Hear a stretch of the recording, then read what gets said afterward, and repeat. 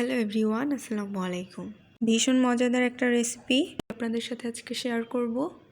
একটু বেশি পরিমাণে রান্না করব, তাই বড় একটা পাত্রে তেল দিয়ে তেলটাকে গরম করে নিয়েছি।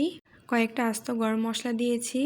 গরম মশলাটা যখন একটু ভাজা হয়ে যাবে, ঘ্রাণ বের হবে, তখন দিয়ে দিয়েছি পেঁয়াজ কুচি। আমি যতটুকু পরিমাণে রান্না করব সেই অনুযায়ী মশলাগুলোকে দিয়ে দিচ্ছি।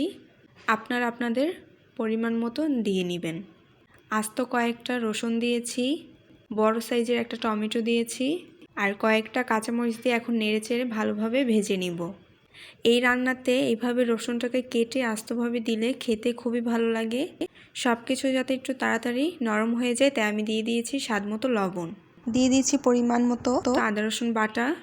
মুগ ডাল দিয়ে গরুর ফ্যাপসা ভুনাটা খুবই মজা লাগে খেতে। আপনারা অবশ্যই বাসায় একবার হলেও ট্রাই করবেন। রান্না করে এইভাবে খেলেই বুঝতে পারবেন যে কী পরিমাণে ভালো লাগে খেতে। অল্প একটু পানি দিয়ে দিয়েছি যাতে নিচ থেকে লেগে না যায়।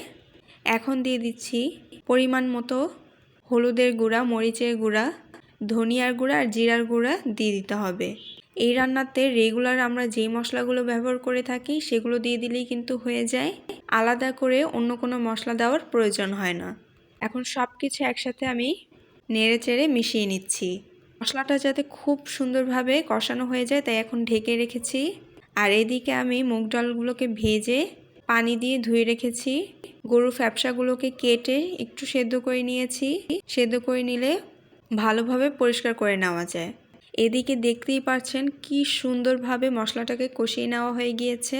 মশলাটা একদমই ভাজা ভাজা হয়ে গিয়েছে আর উপরে খুব সুন্দরভাবে তেল ভেসে উঠেছে।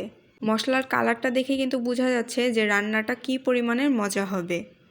সুন্দরভাবে আমার মশলাটা কষানো হয়ে গিয়েছে। এখন দিয়ে দিচ্ছি গরুর ফ্যাপসাগুলোকে দিয়ে মশলার সাথে আমি ভালোভাবে নেড়েচেড়ে মিশিয়ে নিচ্ছি। এখন কিছু সময় ফ্যাপসাগুলোকে কষিয়ে নিব। একটু সময় ধরে মশলাটাকে ভালোভাবে কষিয়ে নেবেন। এতে করে রান্নাটা দেখতেও খুব সুন্দর লাগে, খেতেও ভালো লাগে। ফ্যাপসাগুলো আমি একটু কষিয়ে নিয়েছি। এখন দিয়ে দিচ্ছি মুগ ডাল। আর মুগ ডাল রান্নার সময় কিন্তু অবশ্যই একটু ভেজে নেবেন, এতে করে ঘ্রাণটা খুব সুন্দর আসে।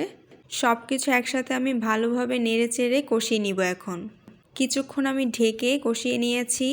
এখন বেশ কিছু পরিমাণের পানি দিয়ে দিব। এই রান্নাটাতে পানির পরিমাণটা একটু বেশি দিতে হবে। আজকের রান্নাটা অনেক বেশি ঘন বা পাতলা হবে না। আপনারা দেখলেই বুঝতে পারবেন যে আমি কখন উঠিয়ে নিয়েছি। পানি দিয়ে আমি সব কিছু একসাথে এখন মিশিয়ে নিচ্ছি। ঢেকে এখন রান্নাটাকে করে নিতে হবে যাতে সব কিছু সুন্দরভাবে সিদ্ধ হয়ে যায়। ঢাকনা খুলে আমি এখন নেড়েচেড়ে দিচ্ছি। আপনারা কি এইভাবে রান্না করে খেয়েছেন কিনা আমাকে অবশ্যই কমেন্টে জানাবেন। রান্নাটা কিন্তু আমার হয়ে গিয়েছে। এখন আমি আবার একটা বা দুইটার মতো কাঁচামরিচ দিয়ে দিচ্ছি, এতে করে ঘ্রাণটা খুব সুন্দর আসে। আর দিয়ে দিচ্ছি ধনিয়া পাতা কুচি। সব কিছু এখন একটু নেড়েচেড়ে মিশিয়ে নিচ্ছি। দেখতেই পাচ্ছেন রান্নাটা কিন্তু একদম হয়ে গিয়েছে। পরোটা, রুটি, গরম ভাতের সাথে খেতে কিন্তু খুবই ভালো লাগে। রেডি হয়ে গিয়েছে মুগ ডাল দিয়ে গরুর ফ্যাপসা ভুনা।